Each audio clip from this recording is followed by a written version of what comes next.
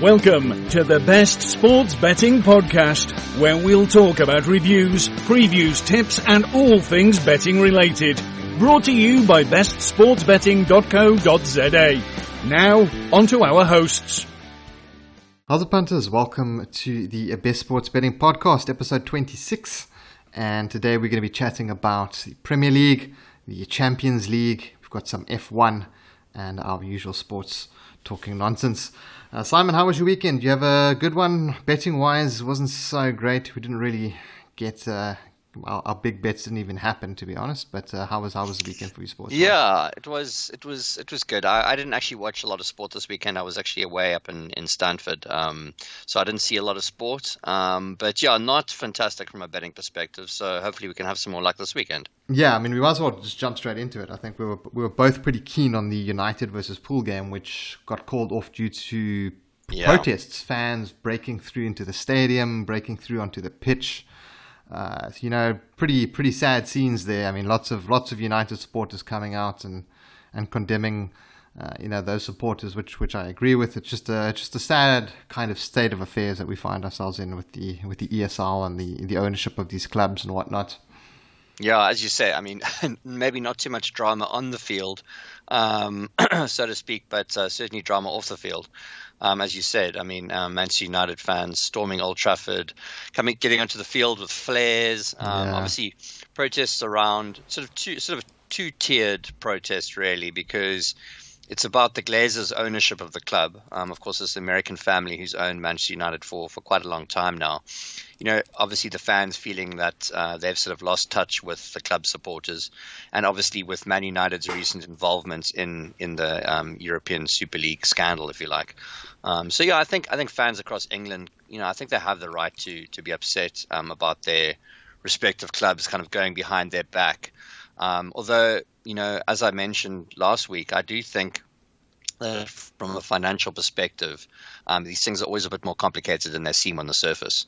I think a lot of the bigger clubs are sort of a bit fed up of propping up the smaller teams and sort of floating their sort of respective leagues. And so, with COVID cutting revenue from ticket sales and that sort of thing, I think those clubs are feeling even more pressure. It's all very complicated. It's hard to sort of err on one side or the other, who's right, who's wrong. But I do think that, sort of working in the shadows to kind of come up with a new scheme was probably not the best way to go about not things. at all. And I was listening to a podcast, and we've been chatting about the ESL on and off on this podcast. And I was listening to another podcast, and they were just mentioning that the German clubs who just weren't even interested in being involved because their ownership is majority fan owned. Yes. So the fans own 51% of the club, and then they will have some rich investors and whatnot. So that's why they just weren't interested in getting involved, because they have the sort of interaction there, and they have, right. They do have the relationship with the fans there, which a lot of these other clubs don't have. So might be time to look at switching that model up, but I don't think any of these big wigs are going to want to surrender any of their kind of cash cow. And no matter how bad football's doing, these big clubs are always going to be doing well, in the sense of football needs a total crash for them to really, really, really suffer. I mean, yeah. Sure, they just act as a business. They furlong players, they cut wages, they cut salaries, but they're still going to be making money. So, absolutely right, and I think the German league is really doing it the right way with that sort of 50-50 almost ownership, because it really just makes it much easier for for the community to feel that they have more of a stake in football. Yeah, and let's jump into some of the results, kind of ones that I think are maybe highlights. We had Newcastle going down at home to Arsenal. Bit of a surprise there for me, the way that Arsenal just cruised past them. Newcastle not offering up too much resistance there, unfortunately. And Gunners looking decent. I mean, I thought they would struggle there. They had the Europa League match in the week, and then they went away to Newcastle, and then they're going to be playing at home to Sevilla again. So, I thought that might be a spot for a bit of an upset, but once again, just can't trust Newcastle. So, nothing there. Then we had Gareth Bale scoring a hat-trick for Spurs against Sheffield, where they won pretty comfortably 4-0. And I guess the only upset of the week was Everton going down against Aston Villa. I, of course, had a bet on Everton, obviously. It just goes to show it is definitely my bogey team. It was a double chance bet. It wasn't even a It wasn't even a straight up bet, and I took it on a sports stake, which I haven't played in a while. And the only reason I took it was because I deposited to record a video on those terrible new Disky games. Yes. And my deposit went through twice, so I ended up with 500 Rand sitting in my account. And I thought, hey, let's take a 250 Rand sports stake 13. That was, I think, 320 Rand, whatever it was. And I ended up taking Everton double chance. I thought, hey, this is a nice spot for a draw here. But no, that didn't even come in. So yeah, not a good team for me to back. And the sports stake ended up paying terribly because the United versus Pool game was cancelled. So that's another reason not to play sports stake. Yeah, I mean, it is crazy that, the biggest upset of the entire weekend was actually a 28-10 shot, which is just really, really not that significant. If you think there's normally, big teams losing, every week, it's just crazy. So it was certainly a more profitable week for punters, I'm sure, who've obviously been let down by many a favorite recently. So it'd be time to recoup some of that money that punters have lost to the bookies. Yeah, hopefully. And then we had some Champions League action with City taking on PSG, picking up a win there, and we had Madrid taking on Chelsea, which we'll talk about the return legs in a bit. But I thought we could jump straight into having a look at the upcoming Premier League matches, seeing that we are chatting about that, and not too many big ones to talk about this weekend. I think City versus Chelsea is the one that is going to be the highlight. Then we've got Liverpool versus the Saints. We've got Arsenal versus West Brom. Not really too much. I mean, United playing away to Aston Villa. I think West Ham United versus Everton could potentially be quite interesting. But otherwise, I don't think I'm going to be watching too much Premier League this weekend. Yeah, obviously the big game is certainly on Saturday when City take on Chelsea. And both of these teams that have obviously played in the Champions League and possibly at that point be finalists, both of them. Yeah, we could be seeing a Champions League final, a month before. Yeah. Yeah, exactly. So, for all we know, this actually might be a curtain raiser for the Champions League final. I hope not, to be honest. I hope not.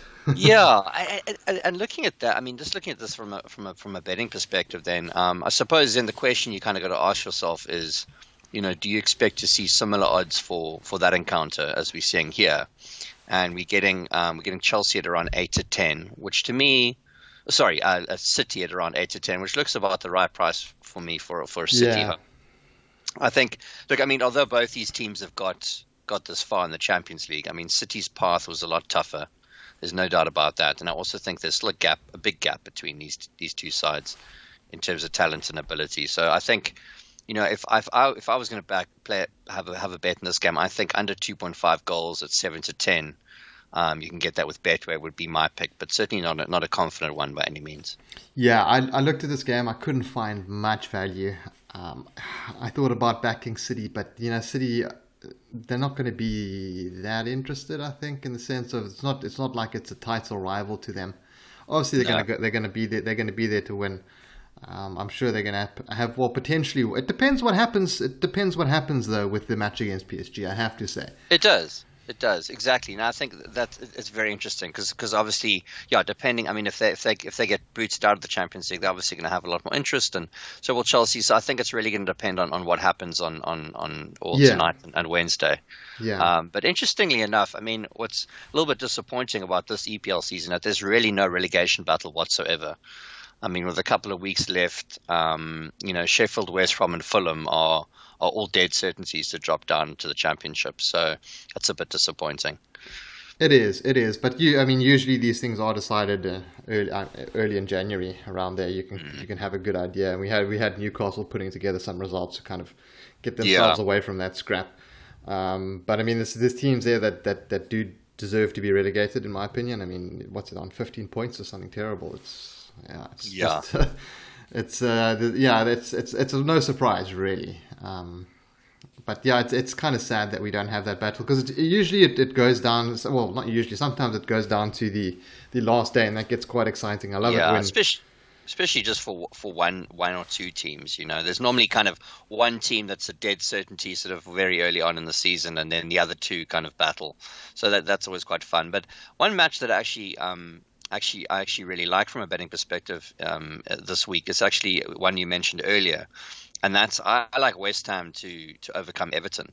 I think, obviously West Ham trying to make a push for the top four, ticket to the Champions League next season. And I think West Ham draw no bets at quite short odds, but I think value at 13 to 20 would definitely be my bet of the week in the EPL. Yeah, I was looking at that as one of the matches. I like that one. I like Arsenal to pick up a win against West Brom, but there's just no value there. I think Arsenal something like 5 to 10 at best price if you're lucky to find that. But yeah, West Ham, it's just Everton. That's my only hang up there. Yeah. Like, I like it on paper. I think it's a fantastic bet. I would even go with with the West Ham straight win there. I don't even think I would. Yeah. Bother with a draw no bet or a double chance. I mean, I was expecting to see 2.15 around on a West Ham there. So to see 2.4 was quite a surprise. So I just think, obviously being able to get the draw on side is always nice. But absolutely, I think that definitely looks like quite a big price. And as I said, I was expecting to see West Ham at much closer to even money in this one. And any thoughts on the Aston Villa Man United game? Man United strong favourites there, 1.75. It's a tempting price. I mean, yes, Villa beat Everton in the last game week, but I'm going to call that more of a hiccup than anything else. Is you think? I mean, I see them picking up a comfortable win away on the road here. Yeah, again, I mean, I suppose you also got to think about the fact they're going to be playing in Europa League on Thursday, so they won't quite be as rested. In fact, they'll only have Friday off. So that's probably the reason that United price is closer to 1.7 than it is to about 1.5. So that's probably being baked into the price there. But yeah, it's an interesting one. Yeah, I think on value, I'm probably going to want to take like a treble here. Maybe United, West Ham, and Arsenal. I wonder what it's going to pay. I don't think it's going to pay absolute bombs. Let's have a look here. 5.83. So a $10 bet's going to get you 58 Rand back. So I think that's going to be where I'm headed this weekend. I don't think I'm going to get too involved in any of the other games. I'm not adding Liverpool taking on Southampton. I won't add them to that, even though they're 1.3. I just don't trust Liverpool enough at that price. Not at that price. Absolutely. But yeah, let's move on to some of the Champions League action that's taking place, and then we'll jump over to some F1. The matches are going to be pretty interesting. I'm quite excited about the City PSG match. I think that's going to be the highlight for me. I think PSG they're still in it. It's not a foregone conclusion. They've got the quality there. They were leading in the first half and they threw that lead away in the first leg. But I think they've got enough to cause an upset here, but I can't back them for the upset. And I just think City are insanely low priced at 1.67. I think that is just way too low for me. Yeah, I couldn't agree with you more. I mean, this is certainly the match from a viewing and betting perspective in the Champions League this week. And I don't know if you've looked at the goals there, but they're over 2.5 at 11 to 20, so 1.55. And I must say, I can't disagree with that. I think PSG are going to come out guns blazing for this. And obviously, as you said, considering that they sort of had the first leg kind of clutched out of their hands. I think they're very live here, but there's a bet that I really like here, rather than getting with PSG in any sort of way or form. What I like is to take them to score over 1.5 goals. Yes, and you can actually get that at 15 to 8, which is nearly 2 to 1. Wow. Which really, and if you consider the fact that this game is expected to have at least 3 goals, I mean, why can't PSG score 2? I mean, if you're looking at that, the 2 to 1 odds, that close to 2 to 1 odds, that looks like a really nice price. And I just think also it's just not really City style of play to sort of sit back and defend their lead. I think this game could easily end 2-2 or maybe 3-2 to either side. So I think PSG to score over 1.5 goals is a very nice shot in this one. I like that bet. I like that one. I think that's a solid bet. I wouldn't be surprised to see, as I said, to see them causing an upset. They need to win 2-0. The problem is they're going to have to keep City out, which I don't think they're going to be able to do. Yeah. So both teams to score is going to be in with a shot as well, but it's very short at 1.62. As you said, it's expected that there's going to be lots of goals. At the same time, I'm just tempted by the unders simply because of the price. Just on the price, I'm tempted. I'm tempted on the unders. But I think this one's probably going to end in a draw. To be honest, I think That's just my gut feeling. It's probably going to be like a 1-1 or 2-2 draw or something. Hopefully, it's an absolute cracker. That's all I can really hope for. Yeah, well, if you're backing the draw, I hope it's a 2-2 draw, because then obviously with PSG scoring 2, we'll both come out winners. If I'm going to back the draw, it's going to be I'm going to lump in both teams to score and the draw in that one. Yes, 2-2. Yeah, I won't just take the draw by itself. I'll take both. Yeah, here we go. Both teams to score and the match to end in a draw, 5.0. I don't think that's a great price, to be honest, but I think I might get involved in some of that and maybe some small side bets just out of interest, kind of. It's very this should be, in my opinion, the Champions League final.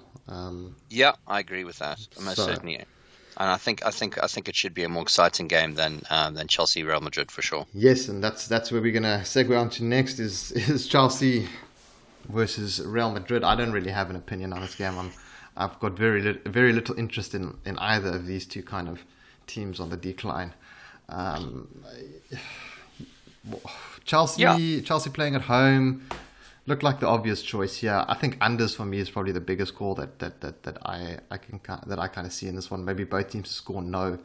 I'm really not. I really don't have a solidly formed opinion on this one yet. Yeah, I mean, obviously gave themselves a really nice chance last week with getting that 1-1 draw at Real Madrid, gives them the away goal. So yeah, I think.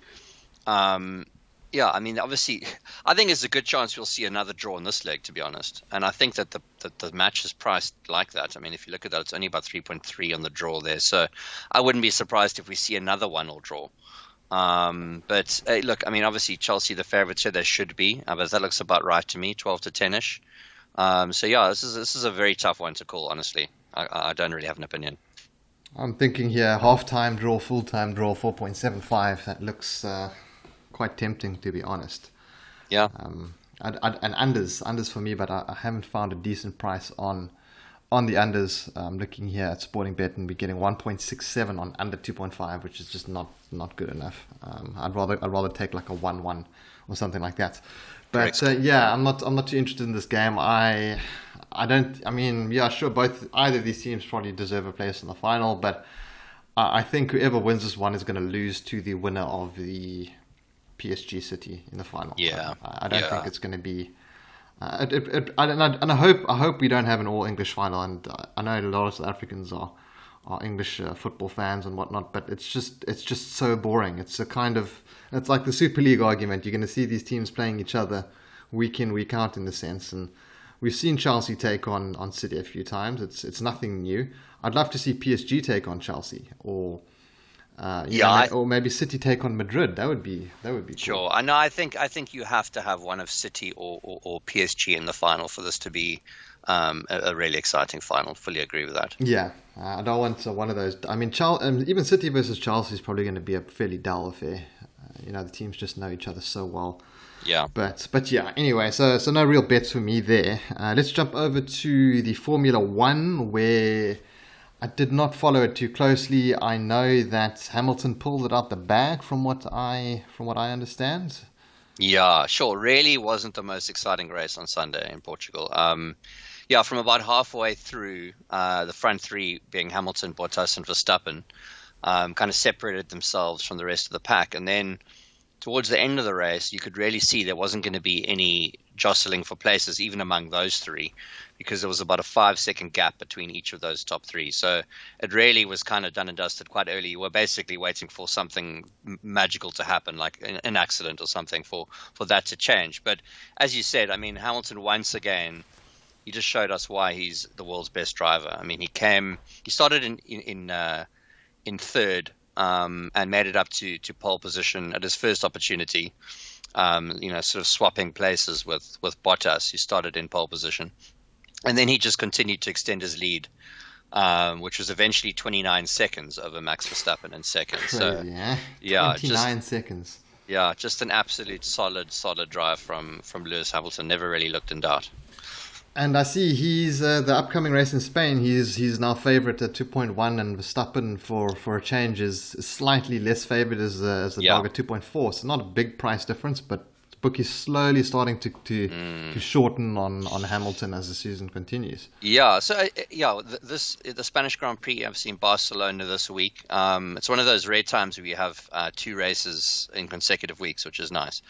And there's actually going to be 1,000 fans allowed into the stadium or at the race. But I read that attendees will have to not only wear face masks, but won't be allowed to consume any food or drink, which I think is probably a violation of health and safety standards, if you ask me. But nothing surprises me anymore when it comes to COVID regulations. It's very interesting in that sense, because my partner ex-partner lives in Germany with my son, and they are unable to even go to the shops. So the only place that they can go to is a supermarket. The child's shoes are broken. You cannot been to 3 different shops. They're all closed. You cannot get shoes. In the past, prior to this change, you had to have a negative test to go to the shops, and prior to that, you needed to make an appointment. So you had to make an appointment, and then they kind of made it stricter where you need an appointment and a negative test. This is to go to a place like Macro or Mr. Price or something. Yeah. And now everything's just closed. So, I mean, I can see where they come with that. It's the Europeans. I mean, they're pulling in the reverse of the South African lockdown, which everyone hated here. But we at least got through that, and it's a distant memory, whereas they're living through it now. Yeah. Not having food and drink. I guess it's probably where they've traced all the people congregating at the food stalls. Right. Obviously they can't wear a face mask while they're eating and drinking. So I guess, yes. I'm hoping that it's more kind of, it's just that they know that people will actually just bring some water and drink there, but they don't want to advocate for it. So anyway, it is all a bit ludicrous. But anyway, at least there will be some fans there. Yes. Hopefully there's not a huge outbreak of COVID. It'll be good to have at least 1,000 fans there. So. From a betting perspective in this one, I've been burnt in all 3 races so far, trying to find drivers who can make the podium. And of course, it's difficult to find a way into this market without sort of backing Mercedes or Red Bull. And then obviously when you do, there isn't much value to be had. So, but you were talking earlier about the bookies changing the favorites here, and that was inevitable. Obviously, Hamilton had his best race of the season, even though it's been a short one so far. And Verstappen's now 14-10, and I think he's starting to move into a price where there might be some value. And I have a feeling that you're going to have a lot more Hamilton money coming over the course of the week. And if he moves into a price, if Verstappen moves out to a price closer to sort of 16-10, I think that will be worth a bet. Obviously, let's not forget he has been the favorite or joint favorite to win every race up until now. So, what I'm waiting to happen, and I think it will slowly with the market, is that people will just go into their sort of just back Hamilton or nothing mode, and then we'll start to see a little bit of value on the top drivers who obviously aren't Hamilton. So, that's kind of my only really angle from a betting perspective. I might have a small stake on Sergio Perez winning the race at 9-1. He's Verstappen's partner. That looks a slightly inflated price too. And of course, with when drivers or any betting, when the favorites become quite short, you do get quite a push on the bigger prices further down. So we'll see what happens. But it's getting harder and harder to see any value in the F1. Yeah, I'm looking at it now, and if I was a F1 punter, I would just be backing Hamilton and Verstappen at the best prices I could find, because they're both going over evens, so you're going to get a positive return if either of them win. Yes, you're backing them and ignoring the rest of the field, and at some point, someone from the rest of the field is going to win a race. That generally does happen at some point in the season. But you're going to be getting a 10% return, and if Verstappen wins, you'll be going to get like a 40% return. Yeah. So it could be a profitable strategy until Hamilton goes under even money. Then you're not going to be able to do that anymore. Right. And I'm pretty sure that if he wins this race, the next one he will be under even money. So I think he will be even money in the next if he wins this one. To be honest, just looking at how it's dropping down, I think even money is going to be my call. Yeah. So it's going to be interesting. I'm just hope it's not shaping up to be a season, very much like the last one. But I do still think these teams are very evenly poised. So let's hope it's competitive. Well, let's hope for the best there, and hopefully we can have some of those underdogs coming through. But yeah, not much else going on in the world of betting. We've pushed out some Palace Bet information. They're a new bookmaker. They've got a 100% deposit match up to $1,000. Spinner Zonke have added a bunch of new games. I'm actually busy going through them at the moment. We're putting some more videos of those up soon as well. I think there's about 10 new games. The new one starts at 8 cents. It's not that great though, but there are some other ones that I think we're going to be posting some videos up on the channel. And not too much else to talk about in the way of sports. Super Bets now have Spinner Zonke, Simon. They've got their own kind of version of it. So they've finally moved away from those terrible, who was it, Artfark or whoever was making those instant slots, those instant games. Yes. And they've now got the Spinner Zonke games. Not that I recommend anyone plays at Super Bets, but they've got them too. And hopefully some more bookies are going to be coming out with them soon. I hear that it is at the board and they are waiting on a decision from the gambling board for bookmakers like World Sports Betting and Betway and these ones. I'm not sure which exactly, what bookmakers exactly be speaking about, but I'm assuming those big ones like that would want to get in on the action too. But yeah, guys, thanks for tuning into this episode. Simon, thanks for joining, and we'll catch you in the next one. No best bets this week from my side. Anything from your side, Simon? I'm not too confident. Yeah, look, I think West Ham's a very nice bet. I think backing them on the draw no bet at about 13-20 or a straight win over Everton at 14-10. I think that West Ham definitely looks like some value in that one. I'll be following Simon on that bet, and I'll be taking my treble that I mentioned earlier as well. I think I might get a little bit involved with some side bets on the City match because it's one of those matches that I think is going to be a cracker. And hopefully we have some interesting bets to talk about next week that we took. But guys, once again, thanks for tuning into the episode, and we'll catch you in the next one. Have a good one, guys. Cheers. Thank you for listening, and don't forget to visit our site, Facebook and Twitter pages. Let's go make some money.